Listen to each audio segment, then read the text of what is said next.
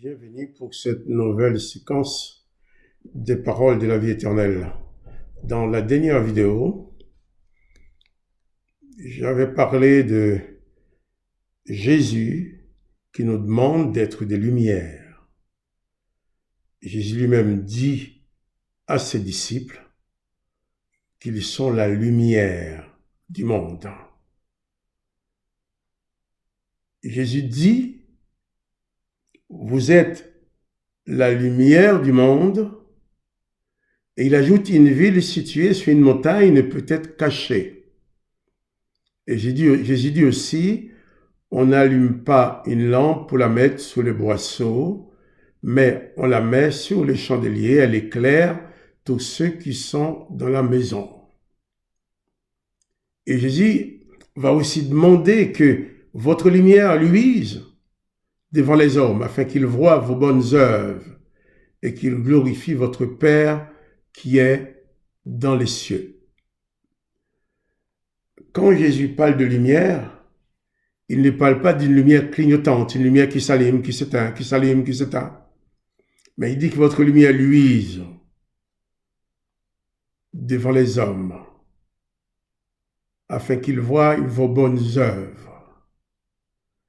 Et il avait souligné dans la dernière vidéo que quelquefois nous voyons des gens qui viennent à l'église, qui prient avec nous, et puis nous les voyons faire certaines choses. On dit: mais ce ne sont pas des chrétiens, ça. Ce ne sont pas des œuvres qui correspondent aux œuvres de Christ. Mais pourquoi? Et pourtant, ces gens-là sont venus à Jésus-Christ de tout leur cœur. J'avais également souligné que le fait que si ces gens ne viennent pas à produire les œuvres du Christ, c'est parce que les pasteurs des églises les ont conduits dans une direction complètement différente que celle du Christ. On va dire que ce ne sont pas des chrétiens, mais quand les gens viennent à Jésus-Christ, ils se prédisposent à recevoir l'instruction. Et ils prennent l'instruction qu'on leur donne, ils font avec. À la fin, ils installent ça dans leur vie comme étant la vérité. Et pourtant, ce qu'on leur enseigne n'est pas toujours la vérité. Jésus dit: vous êtes la lumière du monde. Une lumière qui brille. Une lumière qui n'est pas intermittente. Jésus lui-même va dire aussi à ses disciples dans l'évangile de Luc, je crois, Luc 6, Luc 6, verset 40, Jésus-Christ dit: le disciple n'est pas plus que le maître, mais tout disciple accompli sera comme son maître. Jésus parle de disciples, il ne parle pas des membres d'église. Jésus a demandé à ses disciples de faire des disciples. Mais nous, aujourd'hui, nous pasteurs, nous avons fait des membres d'église. Il faut qu'ils soient fidèles à l'église, qu'ils apportent leur argent quand on en a besoin, qu'ils fassent tout ce qu'on nous dit, tout ce qu'on leur dit, sans poser de questions. On leur dit qu'il faut écouter et croire, obéir sans comprendre. Oh, Jésus lui-même dit: écoutez et comprenez. Quand Jésus enseignait, Jésus reprochait à ses disciples de ne pas chercher à comprendre. Mais il dit que nous sommes la lumière. Et Jésus va dire aussi, en parlant de lui, il va dire: je suis la lumière du monde. Je suis la lumière du monde, dit Jésus. Et ce même Jésus dit aussi à ses disciples d'aller faire des disciples, les baptiser au nom du Père, du Fils et du Saint-Esprit, et leur enseigner à observer ce que lui, Jésus, a prescrit. Enseignez-leur à observer ce que je vous ai prescrit.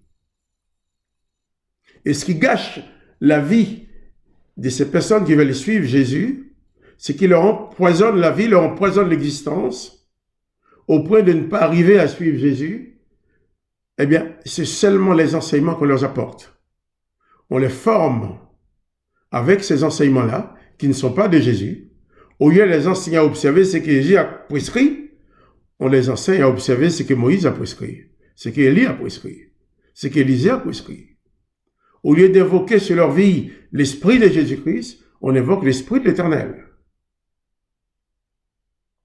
Jésus dit, vous êtes la lumière du monde. Et Jésus, parlant de sa personne, dit, je suis la lumière du monde. Dans Jean chapitre 8, verset 12, Jésus leur parla de nouveau et dit, je suis la lumière du monde. Celui qui me suit ne marchera pas dans les ténèbres. Je suis la lumière du monde. Celui qui me suit ne marchera pas dans les ténèbres. Je vais juste prendre le psaume 18 pour faire le parallèle. Quand, dans le psaume 18, verset 12, il est question de l'Éternel dans sa colère, il dit l'Éternel faisait des ténèbres sa retraite, sa tente autour de lui. Il était enveloppé des eaux obscures et des sombres nuages. L'Éternel fait des ténèbres sa retraite secrète. C'est pas moi qui le dis. Dans le psaume 18, verset 12, l'Éternel se cache dans les ténèbres. Oh, Jésus dit qu'il est lumière. Bien sûr. Dans le psaume 27 aussi, le psalmiste va dire l'Éternel est sa lumière. Mais l'Éternel est sa lumière, mais cet Éternel qui est sa lumière est aussi caché dans les ténèbres. Oh, Jésus lui dit qu'il est la lumière du monde. Et il dit, une ville qui a de la lumière ne peut pas être cachée. Si tu as la lumière, tu dois être visible. Ta lumière doit être visible de tous. Et je reviens sur le fait que Jésus dit que nous sommes la lumière et qu'il demande à enseigner ce qui vient à nous, à observer ce que lui, Jésus, a prescrit. Jésus dit, je suis la lumière. Il dit, vous êtes la lumière. Maintenant, pourquoi les chrétiens dans les églises ont tant de mal à vivre vraiment dans la lumière? Pourquoi? Pourquoi ils ont tant de mal à observer les enseignements de Jésus-Christ? Pourquoi ont-ils tant de difficultés? Parce que tout simplement, on ne leur a pas conduit à Jésus-Christ. Si nous voulons pratiquer uniquement les œuvres de Jésus-Christ, il faut invoquer dans nos vies uniquement l'Esprit de Jésus-Christ, l'Esprit du Père, mais pas l'Esprit de l'Éternel. Je vais prendre l'exemple pour dire que Paul, l'apôtre Paul, Saül de Tarse, lorsqu'il persécutait les chrétiens, c'était un rabbin, un pharisien rempli de l'Esprit de l'Éternel qui faisait des œuvres de l'Éternel en voulant détruire les disciples de Jésus-Christ. Mais lorsque Jésus a touché Paul sur le chemin de Damas, Jésus a envoyé Anania prier pour Paul. Il a demandé à Anania de prier pour que Paul recouvre la vie et que Paul aussi reçoive le Saint-Esprit. Je pense qu'il est facilement de raisonner en disant, si Paul avait déjà le Saint-Esprit, pourquoi Anania aurait prié pour qu'il reçoive le Saint-Esprit? Paul avait en lui un esprit, l'Esprit de l'Éternel. Avec ça, il pouvait aller tuer. Mais lorsqu'il a reçu l'Esprit de Jésus-Christ, il n'était plus le même homme. Il n'était plus capable de produire les mêmes œuvres. Et c'est vrai pour Paul, il était très difficile de quitter ses anciennes habitudes.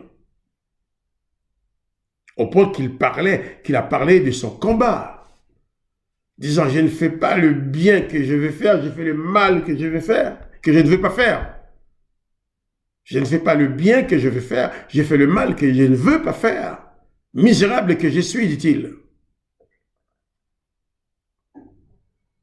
Beaucoup de chrétiens aujourd'hui devraient réaliser comme Paul leur misère. Réaliser leur misère qui réside dans leur incapacité à produire les œuvres de Christ. Pourquoi? Parce qu'ils ne sont pas remplis de l'Esprit de Christ. On dit, ah, vous êtes remplis du Saint-Esprit. Mais sachez que tout ce qu'on appelle le Saint-Esprit n'est pas le Saint-Esprit de Jésus-Christ. Il y a beaucoup d'esprits que les gens appellent le Saint-Esprit qui ne sont pas l'Esprit du Père, qui ne sont pas l'Esprit que Jésus-Christ a envoyé sur ses disciples. Jésus a bien dit que les disciples n'est pas plus que le maître, mais tout disciple accompli sera comme son maître. Lorsque tu invoques l'Éternel, tu reçois sur toi l'Esprit de l'Éternel. Et lorsque tu reçois l'Esprit de l'Éternel, tu vas accomplir les œuvres de l'Éternel. Mais lorsque tu invoques le Père de Jésus-Christ, tu reçois l'Esprit du Père de Jésus-Christ, l'Esprit de Jésus-Christ. Et si tu es habité par l'Esprit de Jésus-Christ, tu vas accomplir les œuvres de Jésus-Christ. J'ai souvent fait remarquer qu'il est impossible d'obéir en même temps à l'Éternel et à Jésus-Christ. Tous ces pasteurs qui vous enfoncent dans l'Ancien Testament, qui vous enterrent dans l'Ancien Testament, ils vous enfoncent dans l'Ancien Testament pour que vous restiez toujours un chrétien de nom, médiocre. Un chrétien qui ne sera jamais capable d'accomplir la volonté du Christ, puisque tu invoques sur l'Esprit de l'Éternel. Or, l'Esprit de l'Éternel ne te conduira jamais à accomplir les œuvres du Christ. Pour être la lumière, il ne faut pas que tu sois une lumière clignotante qui s'éteint, qui s'allume, qui s'éteint et qui s'allume selon les circonstances. Mais il faut que tu sois une lumière qui brille, comme Jésus a dit. La lumière, ta lumière brille afin que les gens voient tes bonnes œuvres et qu'ils glorifient le Père qui est dans les cieux. Que le nom de Jésus-Christ soit béni, que toi aussi tu sois béni, et je reviendrai sur ce sujet dans une prochaine vidéo.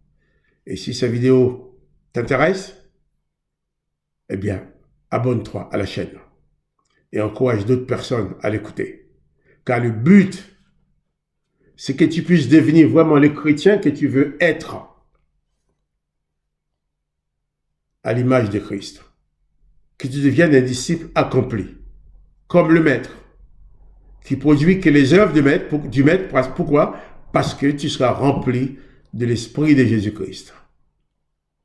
Que le nom de Jésus soit béni, et que toi aussi tu sois béni, et que l'Esprit du Christ te conduise à comprendre cette vérité, même si c'est difficile pour toi à accepter à cause de tout ce qu'on t'a déjà mis dans la tête. Mais sache que Jésus-Christ est la vérité. Et je reviendrai dans d'autres vidéos sur ce thème. Je ne fais pas des vidéos très longues parce que nous avons besoin de prendre le temps de bien comprendre les choses. À bientôt.